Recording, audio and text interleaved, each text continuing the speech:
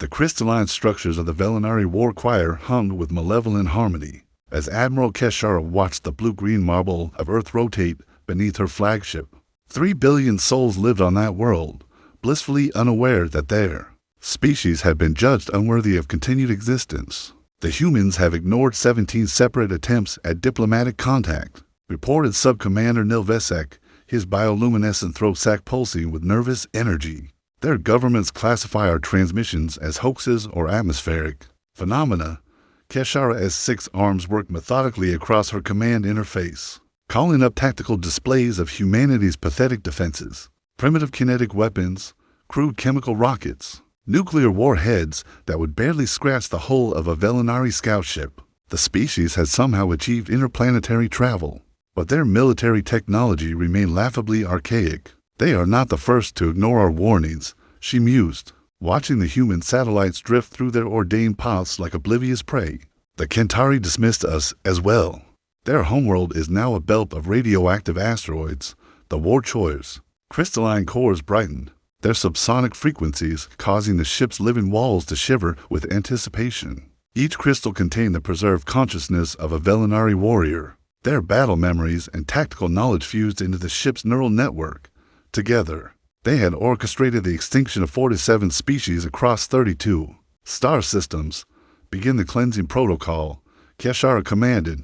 Below them, in the sprawling metropolis of Mumbai, Dr. Rashid Kamal was having the worst day of his 15-year career. At the Indian Institute of Astrophysics, the radio telescope array had been receiving the same impossible signal.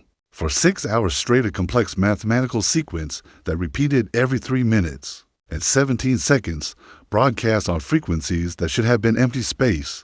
It's not natural, he told his colleague, Dr. Elena Voronova, as they stared at the patterns scrolling across their screens. The signals are structured, the purposeful, and it's getting stronger. Elena's fingers flew across her keyboard, cross-referencing the signal against every known astronomical phenomenon.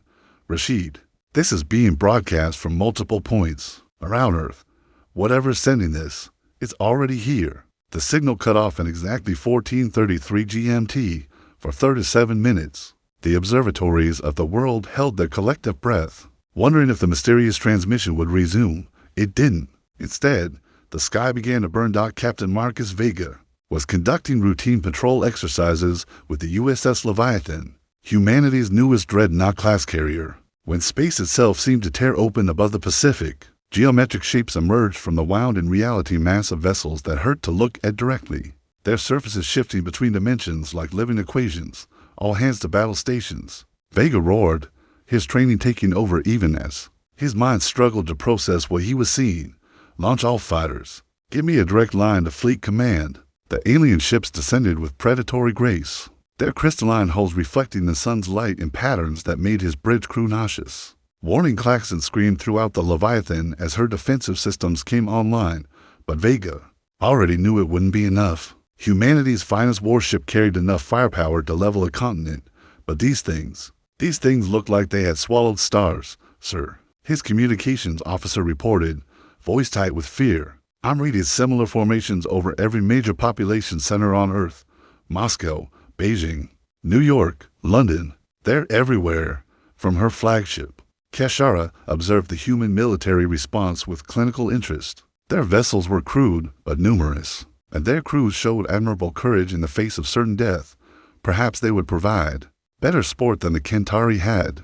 Transmit the judgment, she ordered. Every screen, every device capable of receiving signals across Earth's surface flickered to life simultaneously. The image that appeared was alien yet beautiful, a creature of impossible geometry and bioluminescent grace, speaking in perfect English, Mandarin, Hindi, Arabic, and a dozen other languages at once. People of Earth, Keshara's voice resonated through every speaker on the planet.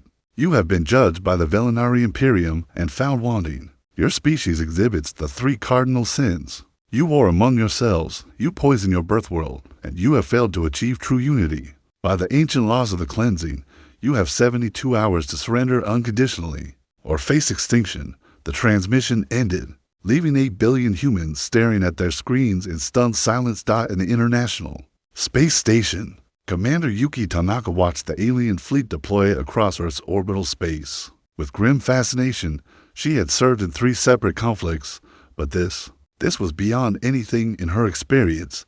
The enemy possessed technology that defied physics, numbers that blotted out the stars, and the casual confidence of a species that had done this before. "Houston, this is ISS Command." She radioed to Earth. "I need a direct line to the President.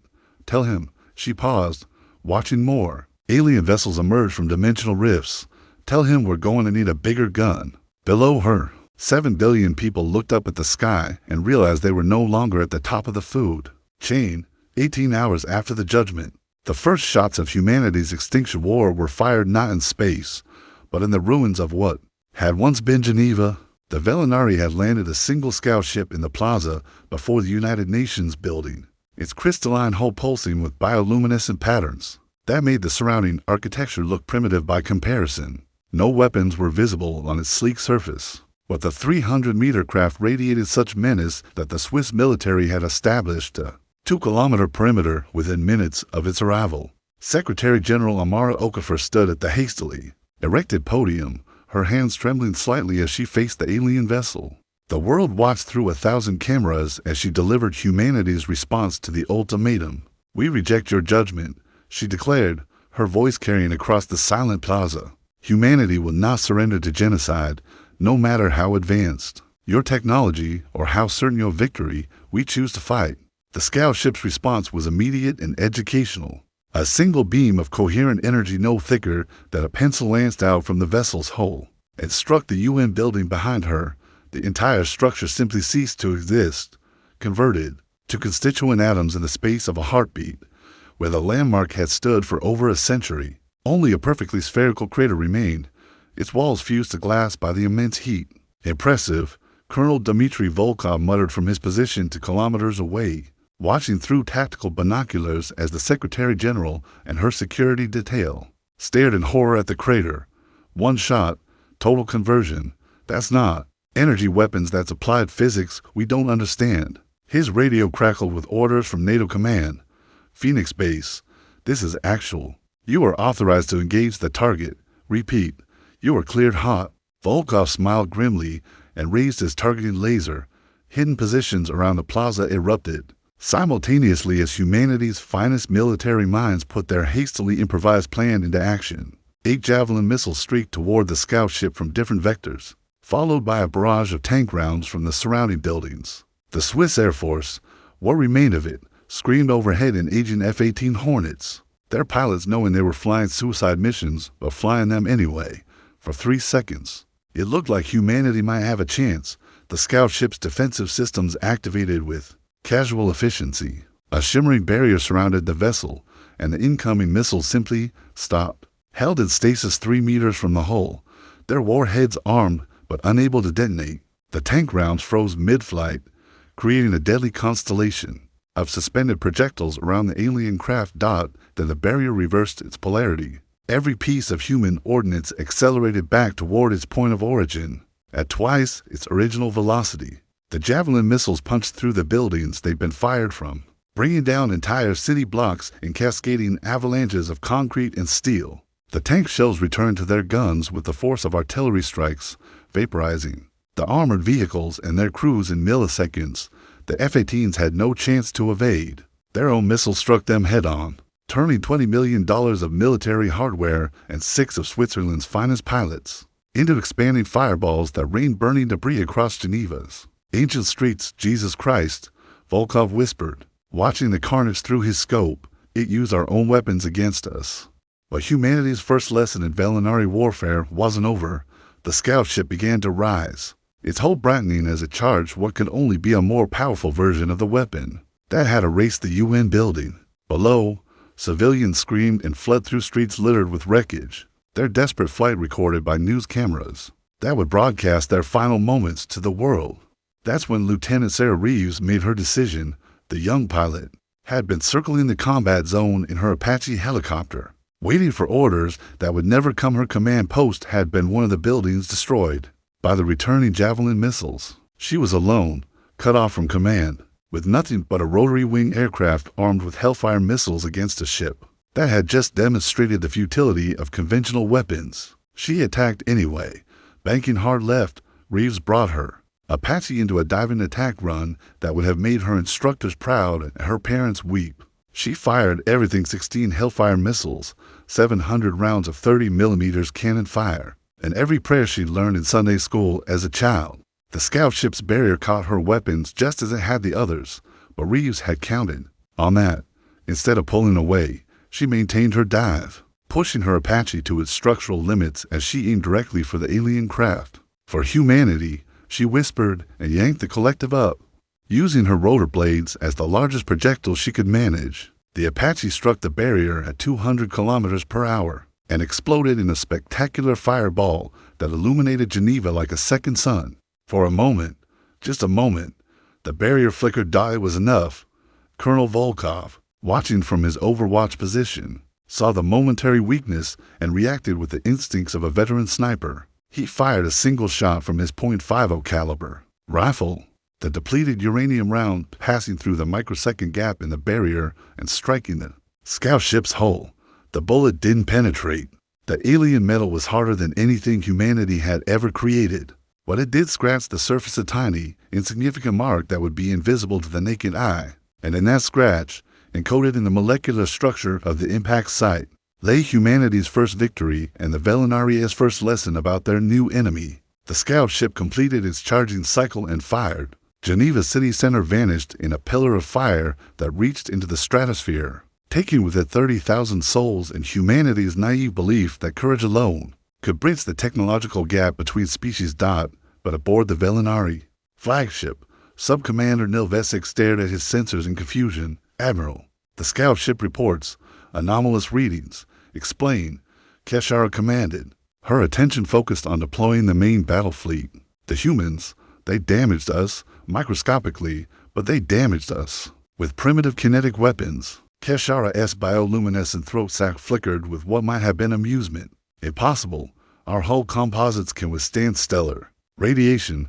Their crude metals could never. The projectile was chemically enhanced. Depleted uranium. The impact site shows signs of low-level transmutation." Nilvesek's voice carried a note of something that might have been respect. "Admiral, they turned their nuclear waste into ammunition for the first time in 3 centuries of conducting cleansings."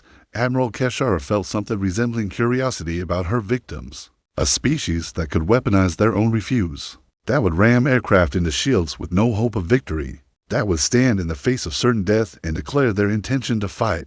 Perhaps the humans would provide better sport than she had anticipated. 40-8 hours after Geneva, the world had changed forever.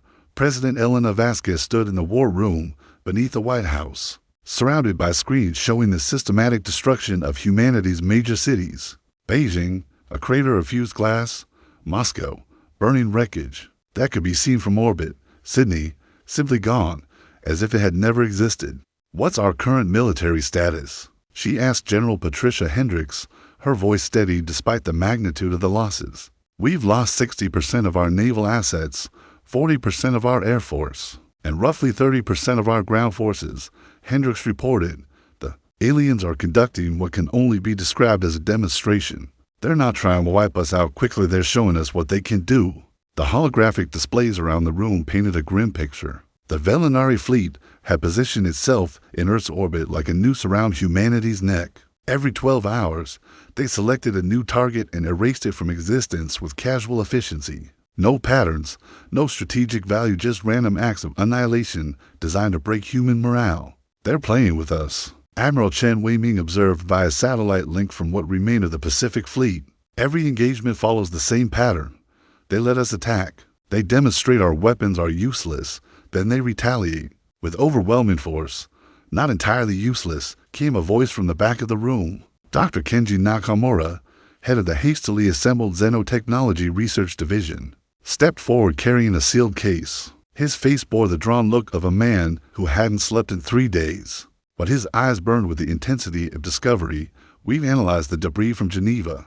Colonel Volkov's shot, the one that scratched their hull, created a molecular cascade that we're only beginning to understand." He set the case on the conference table and opened it, revealing what looked like a standard military rifle. but with modifications that made it appear almost alien itself. Their hulls aren't invulnerable. They're adaptive. The material responds to different types of damage by restructuring itself at the quantum level. Energy weapons cause it to become more energy resistant.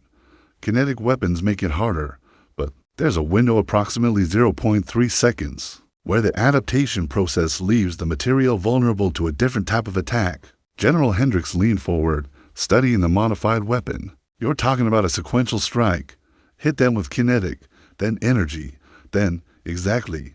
We call it the Cascade Protocol. The first strike initiates the adaptation process. The second strike confuses the material's quantum structure. And the third, Nakamura smiled grimly, the third one kills them. President Vasquez felt a flutter of hope for the first time in days. How long do you need to retrofit our weapons? We don't have time for retrofitting, Nakamura replied. But we don't need. 2. We need volunteers. The plan was insane. It was also humanity's only chance. Captain Yuki Tanaka, formerly of the International Space Station, now commanded a hastily assembled fleet of civilian spacecraft converted into the most unlikely weapons of war in human history. Cargo haulers, research vessels, even luxury yachts, anything that could reach orbit had been pressed into service and equipped with Nakamura's prototype weapons. Remember, she broadcast to the third of 7 craft under her command. We only get one shot at this. First wave hits them with kinetic bombardment, everything we've got. Second wave follows with energy weapons exactly 0.3 seconds later. Third wave. She paused, looking at the suicide volunteers who had insisted on single-pilot fighters, loaded with nuclear warheads. Third wave makes sure they stay dead. The target was a Velinari destroyer that had taken position over New York, its crystalline hull gleaming in the afternoon sun as it prepared to add another American city to its tally of destruction. Intelligence suggested it carried a crew of roughly 200 aliens, a significant portion of their fleet's personnel.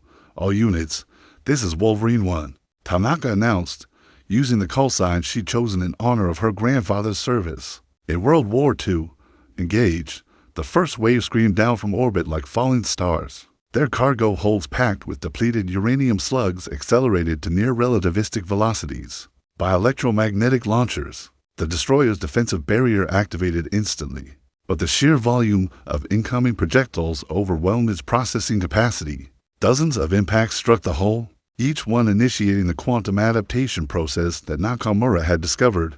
Exactly 0.3 seconds later, the second wave arrived. Energy weapons, laser batteries, particle beams, even modified mining equipment struck the same impact points on the destroyer's hull. The alien material, still adapting to kinetic damage, found itself caught between 2 incompatible defensive configurations. For the first time in Velinari history, their hull plating began to crack. The third wave didn't give them time to recover. Lieutenant Marcus Rivera had volunteered for the suicide mission 3 days ago, when the aliens had vaporized his hometown of El Paso along with his wife and 2 daughters. His fighter was basically a nuclear warhead with engines, designed to punch through the compromised hull plating and detonate inside the destroyer's core. He never felt the impact. The destroyer's death was magnificent and terrible. Its crystalline structure, damaged beyond its ability to adapt, underwent catastrophic resonance failure. The alien equivalent of a magazine explosion tore through the ship's core, turning to kilometers of advanced technology into an expanding cloud of superheated plasma that lit up the Atlantic seaboard like a second sun. Aboard the Velinari flagship, Admiral Keshara stared at the tactical display in something approaching shock. In 3 centuries of conducting cleansings, she had never lost a capital ship. The humans had not only damaged Velinari technology, they had destroyed it. How many dead? She asked quietly. 187 of our people, Nelvesek reported. The humans lost 38 craft and their crews. They traded 38 of their lives for 187 of ours. Keshara S6. Arms worked frantically across her command interface, calling up tactical analyses of the human attack. The mathematics were disturbing. At that rate of exchange, the humans could theoretically inflict significant casualties on the Velinari fleet. Even with their primitive technology, Admiral, her tactical officer reported, we're receiving transmissions from the human fleet. They're broadcasting a message. The image that appeared on the flagship's main screen showed Captain Tanaka, her face streaked with soot and blood, standing on the bridge of her damaged command ship. Behind her, The wreckage of humanity's desperate gambit drifted through space. Like metal confetti, "This is Captain Yuki Tanaka of the Earth Defense Force," she said, her voice carrying across the void to reach every Velinari ship in the fleet. "We know you're listening. We know you can understand us. And we want you to know something important." She paused, and when she continued, her smile was sharp enough to cut glass. "We just figured out how to kill you, and we're going to keep doing it until you leave our system, or until there's nothing left of either of us but radioactive dust. Your choice." For the first time in her long military career, Admiral Keshar felt something she had never experienced before when facing a species marked for cleansing. She felt afraid. The humans had drawn blood, and the Velinari Imperium responded with the calculated fury of a species that had forgotten what it meant to lose. Admiral Keshara convened her war council in the cathedral-like chamber. At the heart of her flagship, the living walls pulsed, with bioluminescent patterns that reflected the mood of the assembled commanders, deep purples and angry reds that spoke of wounded pride and the hunger for vengeance. "The humans have learned to exploit our adaptive defenses," she announced to the gathering. "This cannot be permitted to continue. We will modify our tactics accordingly." Sub-Commander Nilvesek's throat sac flickered with nervous energy. "Admiral, our protocols for conducting cleansings have served us well for 3 centuries. Perhaps our protocols failed." Keshar cut him off. "The humans destroyed the Sharvethi and killed 187 of our people. They have proven that their primitive technology can be weaponized beyond its apparent capabilities. We will no longer underestimate them." She gestured to the tactical display, which showed Earth's continents lit up with the heat signatures of human military installations. "Deploy the harvester drones. Full planetary saturation. If the humans wish to fight, we will give them a war that will burn their resistance out of them atom by atom." The harvester drones were an aspect of Velinari military doctrine that had been deemed unnecessary for primitive species. Self-replicating war machines the size of city blocks, they were designed to systematically strip a world of resources while eliminating any resistance they encountered. Each drone could spawn dozens of smaller units, creating an exponential growth pattern that could consume an entire planet's biosphere within weeks. By the time the first wave of harvesters began descending toward Earth's surface, humanity's remaining and governments had already implemented what they called the Scorched Earth Protocol. "If we can't stop them from taking our resources," President Vasquez declared in her final broadcast from the White House bunker, "we'll make sure those resources are useless to them. Every nuclear power plant goes critical. Every chemical facility gets contaminated. Every oil refinery becomes a bomb. We'll turn our own planet into a toxic wasteland before we let them have it." The implementation was as brutal as it was effective. In the Siberian tundra, Russian engineers triggered simultaneous meltdowns at 17 nuclear facilities, creating a zone of radiation that would remain lethal for the next 10,000 years. In the Gulf of Mexico, American submarines detonated depth charges beneath oil platforms, creating massive underwater fires that burned with the intensity of miniature stars. Across China, chemical plants released their entire inventories into the atmosphere, turning the sky into a toxic soup that killed everything it touched. Humanity was poisoning its own world, and the Velinari had never encountered anything like it. "Admiral," Nilvesek reported, his voice tight with disbelief, "the harvester drones are reporting difficulties. The humans are contaminating their own resources faster than we can extract them. Worse, they're weaponizing the contamination." The tactical display showed the catastrophe unfolding in real time. Near what had once been Tokyo, a harvester drone had attempted to process a seemingly abandoned industrial complex. The humans had filled the facility with a cocktail of radioactive waste and weaponized pathogens.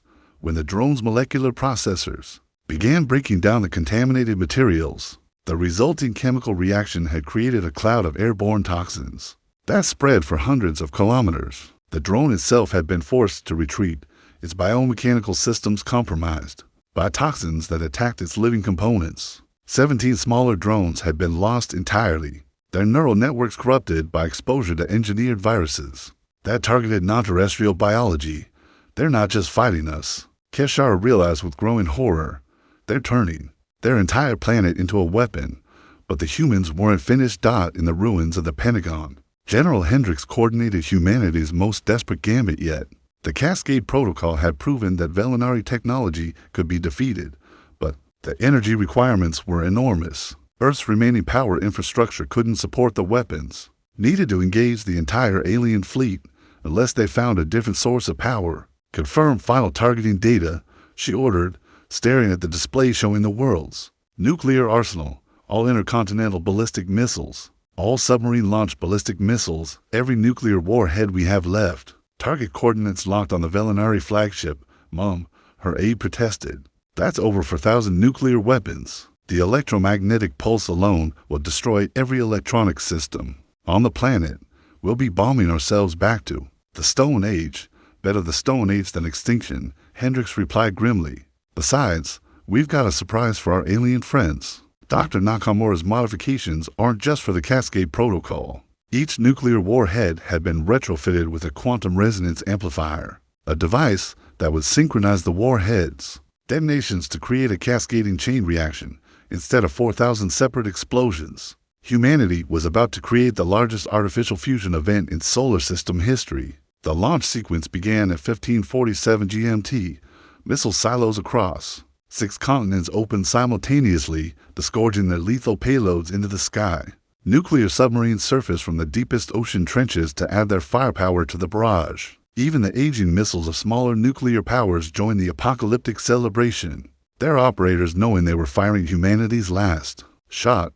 Admiral Keshara watched the ascending contrails with something approaching admiration. They're going to irradiate their own planet to kill us. Remarkable. Begin defensive maneuvering, Admiral. Her sensor operator interrupted. I'm reading quantum resonance signatures from the warheads. They're not just nuclear weapons. They're connected somehow. The realization struck Keshara like a physical blow. The humans hadn't just launched 4,000 missiles. They had created a single weapon system distributed across 4,000 delivery platforms. When the warheads detonated, they would focus their combined energy through quantum entanglement, creating a fusion reaction powerful enough to crack planets. All ships, emergency scatter pattern, she commanded, but it was already too late. The first warhead detonated at an altitude of 200 kilometers, its quantum amplifier reaching out to embrace its siblings in a dance of synchronized destruction. The second detonation followed nanoseconds later, then the third, then the fourth, each explosion adding its energy to a growing resonance cascade that turned the space around Earth into a miniature star. The Velinari flagship, caught at the epicenter of the detonation, simply ceased to exist. The quantum energies tore through its adaptive hull like tissue paper, converting matter to energy on a scale that dwarfed natural phenomena. 3 escort vessels, caught in the expanding wave front, were reduced to their component atoms before their crews could even register what was happening. But the cost to humanity was devastating. The electromagnetic pulse from the synchronized detonations fried every piece of electronic equipment on Earth's surface. Power grids collapsed, communication networks died, and the thin technological veneer that supported 8 billion people vanished in an instant. Worse, the radiation from the explosions created a debris field around Earth that would make space travel impossible for decades. In the aftermath, as the Aurora Borealis danced across skies lit by the ghosts of 4,000 nuclear fires, the survivors of both species began to count their dead and plan for a war that would be fought with sticks and stones and the desperate fury of species that had nothing left to lose. 6 months after the nuclear aurora, as historians would later call humanity's Pyrrhic victory, the war had devolved into something that resembled hell more than conventional conflict. The surviving Velinari fleet, now under the command of the fanatical commander Zephrok, had adapted to humanity's nuclear gambit by fragmenting into smaller units and establishing ground-based operations. Without their flagship and most of their heavy vessels, they could no longer conduct orbital bombardments. But they had brought the war to Earth's surface with savage efficiency. In the ruins of what had once been Chicago, Sergeant Maria Santos led her squad through the twisted remains of the Willis Tower, their radiation counters clicking steadily as they hunted for signs of alien movement. The city was a labyrinth of collapsed buildings and radioactive debris, perfect terrain for the kind of asymmetric warfare that had become humanity's specialty. "Contact," whispered Corporal David Kim, his voice barely audible through the comm system. "The clicks north, moving in formation. Count is Jesus. There's at least 50 of them." Santos crawled to the edge of their observation post and peered through her scope. The Velinari patrol moved through the rubble with predatory grace, their bioluminescent markings dimmed to avoid detection. Each alien wore personal armor that shifted and flowed like liquid mercury, adapting to threats in real time. Their weapons were works of art that could disintegrate a human being at the molecular level. But humanity had learned to fight dirty. Davis, Chen, take the east flank, Santos ordered. Remember, we don't try to kill them all. We kill enough to hurt, then we run. The radiation will do the rest. The trap was elegant in its simplicity. Santos' team had spent 3 days placing improvised explosive devices throughout the patrol route, each one crafted from scavenged alien technology and human ingenuity. The explosives weren't designed to penetrate Velinari armor. That was impossible with conventional means.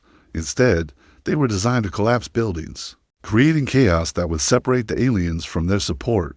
The first detonation brought down a 30-story office building in a cascade of concrete and steel. The Velinari patrol scattered, their formation breaking as they sought cover from the avalanche of debris. That's when Santos' team opened fire with weapons that would have been impossible.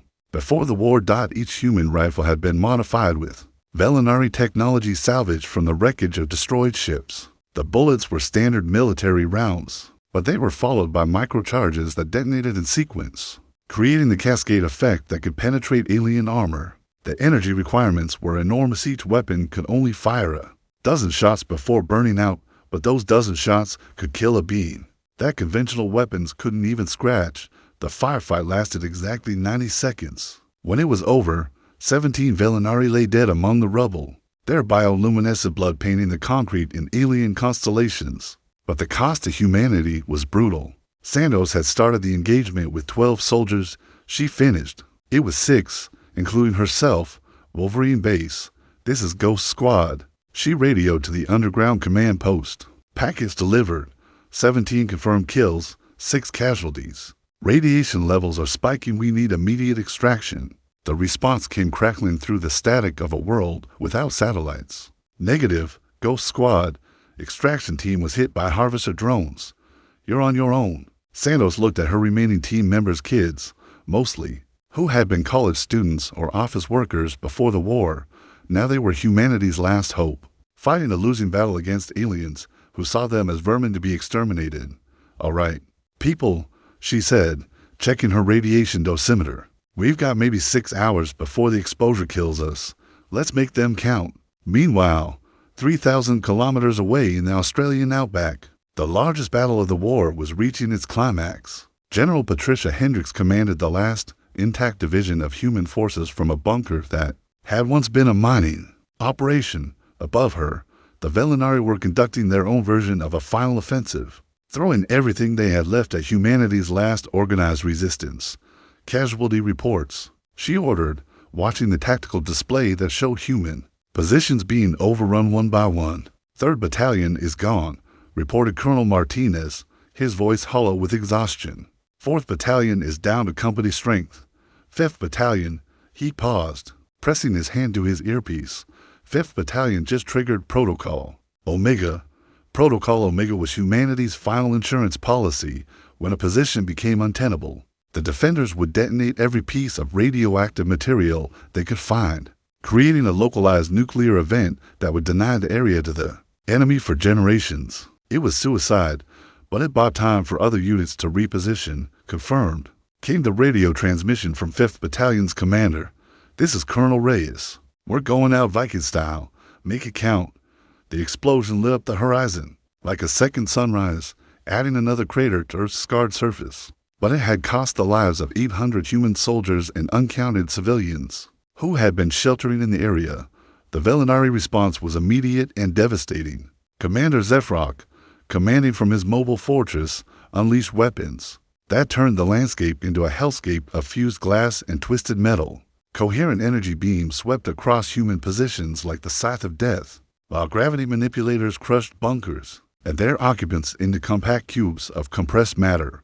But the humans fought back with the desperate fury of a species facing extinction. Lieutenant Colonel James Walker led the 7th Armored Division in a charge that military historians would later compare to the Light Brigade at Balaclava. His tanks were obsolete, his armor was improvised, and his weapons were barely adequate for the task. But his troops had something the aliens couldn't understand: the absolute certainty that they were already dead. All units, this is Hammer Actual. He broadcasts on the open channel, knowing the aliens were listening. Today, we show these bastards what humans do when they're backed into a corner. We fight, we die, and we take as many of them with us as we can. The charge was magnificent and terrible. 78 main battle tanks, supported by infantry carriers and artillery, launched themselves at the alien positions with reckless abandon. The Velinari defenses tore through the armored formation like paper, but the humans kept coming. Walker's tank was the first to reach the alien lines.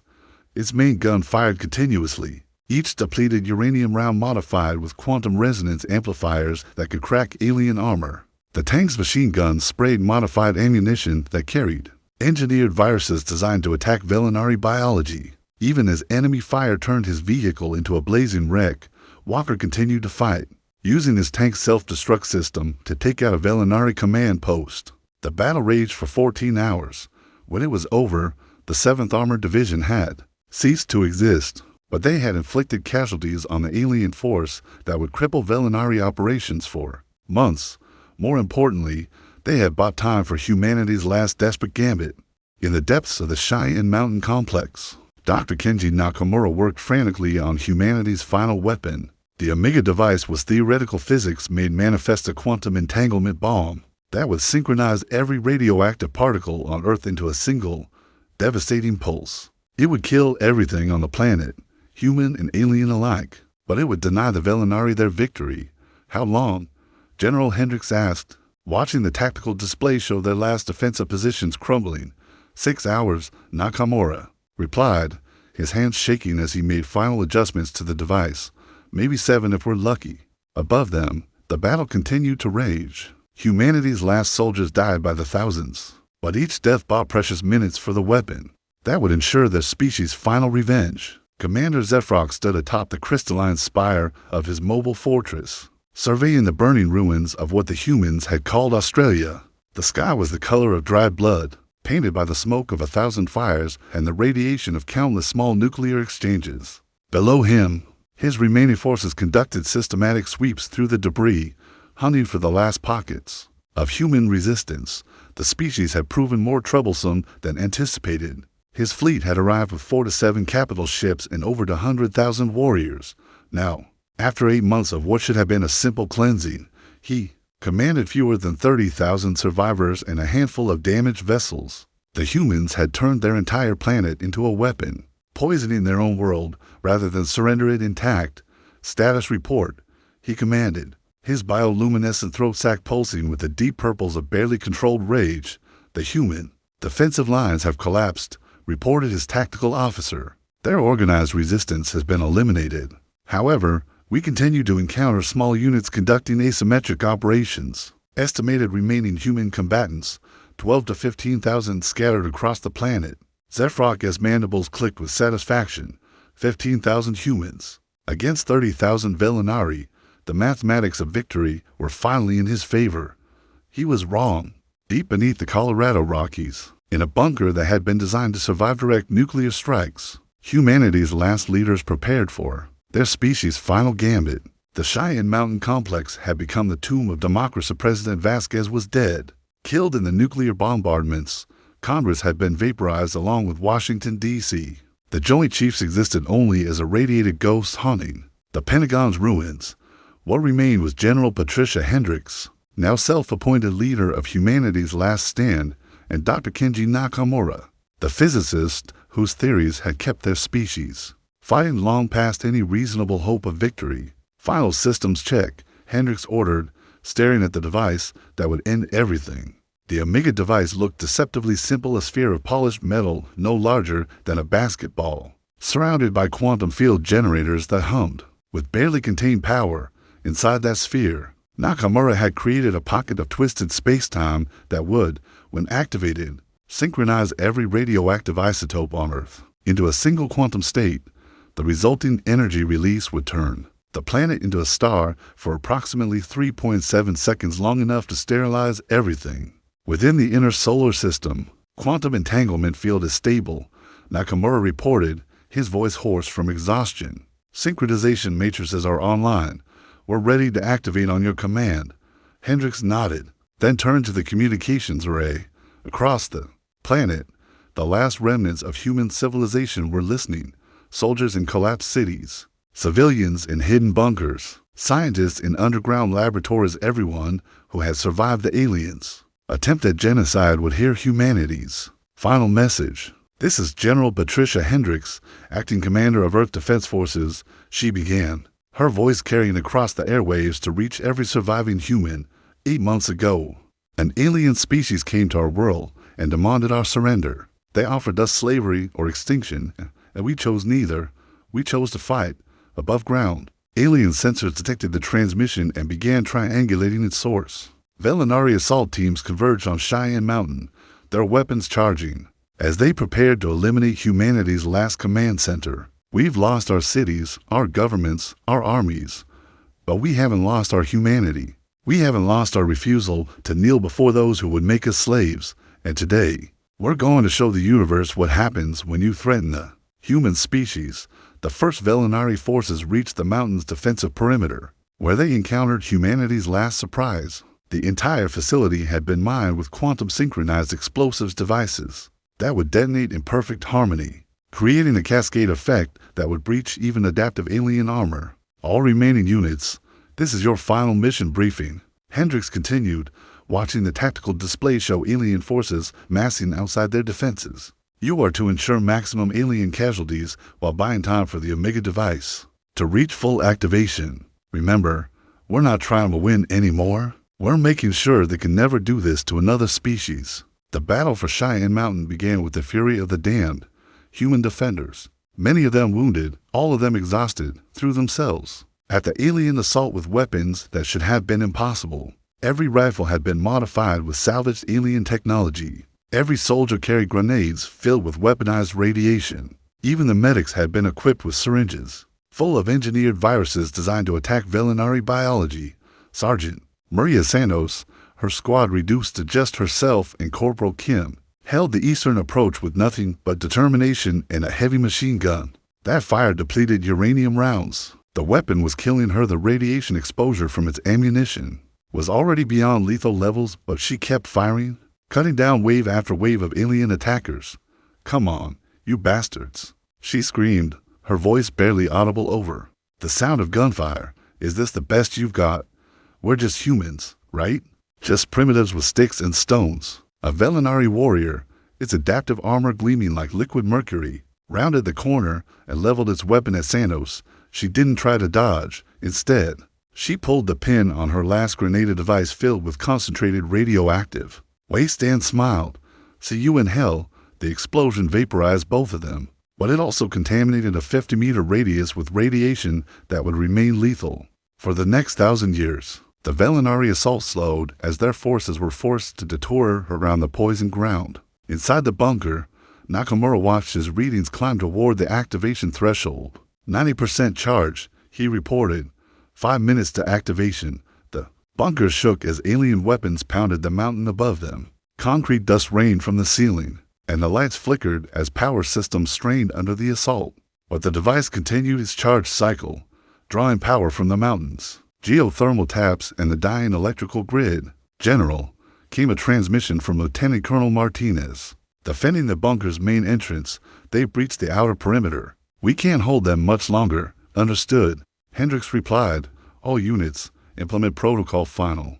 Repeat, Protocol Final is now in effect. Protocol Final was humanity's last middle finger to the aliens. Every human soldier carried a small device that would, upon activation, turn their body into a biological weapon. Engineered viruses, radioactive isotopes, and quantum-synchronized toxins would spread through the air, contaminating everything within a kilometer radius. It was suicide, but it would deny the aliens any easy victory across the bunker complex. 200 human soldiers activated their Protocol Final devices.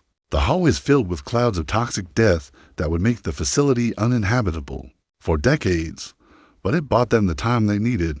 Omega device at 95%. Nakamura announced. 3 minutes to activation. Commander Zefrock, monitoring the battle from his command ship, realized what the humans were planning. "All units, maximum assault. They have some kind of planetary weapon. Stop them at all costs." But it was too late. The humans had spent the last 8 months preparing for this moment. turning their planet into a tomb that would consume both species. Every delay, every sacrifice, every desperate last stand had been building toward this single instant when humanity would prove that some species would rather die than submit. Omega device fully charged, Nakamura reported, his hand hovering over the activation control.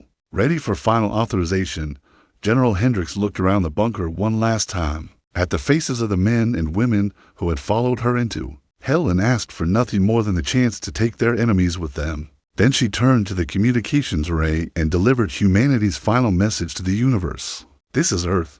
We were here, we fought, and we chose our own ending. She nodded to Nakamura. He pressed the button. The quantum synchronization began at 23 hours 47 minutes and 16 seconds GMT on a Tuesday. That would be remembered as the last day in human history. Every radioactive isotope on Earth, from the uranium in ancient mountain ranges to the cesium in the ruins of nuclear power plants, suddenly shared the same quantum state. For 3.7 seconds, the planet became a single, massive nuclear reactor operating at the theoretical maximum efficiency. The energy release turned rock to plasma, boiled oceans into superheated steam, and pushed Earth's atmosphere into space like the exhaled breath of a dying god. Commander Zefrock had exactly enough time to register the readings on his sensors before the expanding wave of annihilation reached his ship. The last thing recorded in the Velinari databases was his final transmission. Impossible. They destroyed their own world to stop us. What manner of species? The communication cut off as 200,000 years of Velinari civilization was reduced to constituent atoms. But Commander Zefrock was wrong about one thing. Humanity hadn't destroyed their world to stop the Velinari. They had transformed it. The quantum synchronization hadn't just created a nuclear explosion, it had created a quantum cascade that propagated through space-time itself, carrying information encoded in the very structure of reality. As Earth died, it screamed its final message across the galaxy at faster-than-light speeds, reaching every inhabited system within 1,000 light-years. The message was simple, elegant, and absolutely terrifying to any species capable of understanding it. We are human. We do not surrender. We do not submit. And if you come for us, we will burn down the universe to stop you. On the surviving colony world of New Geneva, in the Alpha Centauri system, Dr. Elena Voronova stood before the emergency session of the Colonial Council and delivered humanity's first post-Earth briefing. The quantum message had reached them 6 hours ago, along with detailed technical specifications for the Omega device and the Cascade Protocol. The homeworld is gone, she announced to the 1,000 colonists who represented the last of the human species.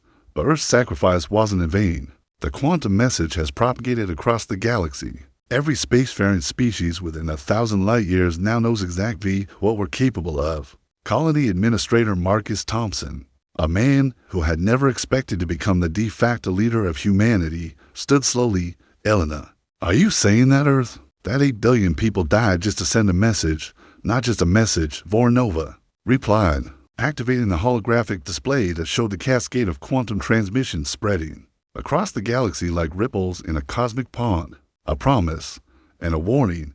The data was already coming in from their long-range sensors. Across the galaxy, alien civilizations were receiving humanity's quantum scream and responding with shock, fear, and something that might have been respect. The Velinari Imperium, their main fleet destroyed along with Earth, was already facing rebellions from subject species who had learned that resistance was possible. The Cathara Confederacy, a spacefaring democracy that had been fighting a losing war against Velinari expansion for decades, sent a message that arrived within hours of Earth's destruction. To the humans of the surviving colonies, your species' sacrifice has inspired the galaxy. The Velinari claimed that resistance was futile, that submission was the only path to survival. You have proven them wrong. The Confederacy offers you full membership in military alliance. Together, we will ensure that no species ever faces extinction alone. Similar messages arrived from a dozen other civilization species that had been cowed by Velinari might. Now emboldened by humanity's example, the galaxy was awakening to the possibility of resistance, and the Velinari suddenly found themselves outnumbered, outgunned, and facing enemies who had learned humanity's most important lesson. Sometimes, the willingness to die for a cause is more powerful than any weapon. In the years that followed, The human colonies became the center of what historians would call the liberation wars. The survivors of Earth, carrying with them the technical knowledge purchased with the blood of their homeworld, shared the secrets of the Cascade Protocol and quantum warfare with every species willing to fight for freedom.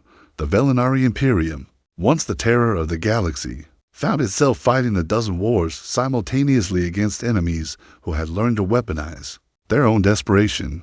Their adaptive technology, once invincible, proved useless against species that were willing to destroy their own worlds rather than submit to conquest.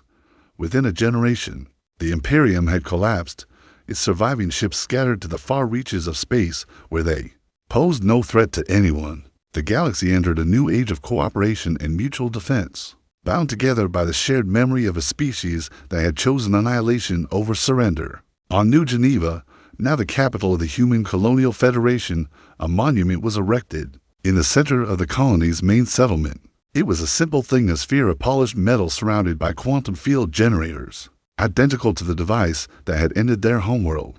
At its base was a plaque that bore a simple inscription: to the 8 billion souls of Earth, who chose to burn rather than kneel. Their fury echoes across the stars, and the galaxy is free because they would not submit. Visitors came from across the galaxy to see the monument, to understand the species that had redefined the meaning of extinction. They came expecting to find a memorial to defeat, and instead found a celebration of defiance so absolute that it had transformed the cosmic order. The human children born on New Geneva grew up knowing they were the inheritors of a legacy written in fire and quantum mechanics. They learned that their species had faced extinction and responded by making extinction itself a weapon. They understood that freedom was not something to be negotiated or bargained for. It was something to be defended with absolute commitment, regardless of the cost. And in the deepest archives of the Colonial Federation, where the complete records of Earth's final battle were stored, future generations would find Dr. Kenji Nakamura's last journal entry, written in the minutes before the Omega device activated. We have lost our world, but we have won something more important. We have proven that the human spirit cannot be conquered, only transformed. Earth dies tonight, but humanity will live forever, not as a species, but as an idea. The idea that some things are worth dying for, and not the willingness to make. That sacrifice is what separates the free from the enslaved. The aliens wanted to make us extinct. Instead, we have made extinction our gift to the universe. Let any species that would enslave others remember this day and tremble. Earth's fury doesn't fade. It grows, it consumes, and tonight, it redefines what extinction means. We are human. We do not surrender. We have made the stars themselves remember our name. The galaxy would never forget the species that had chosen to die as free beings, rather than live as slaves. In a universe where might had always made right, humanity had written a new rule in the fundamental laws of physics. Some species would rather burn down the cosmos than bend the knee, and that made all the difference.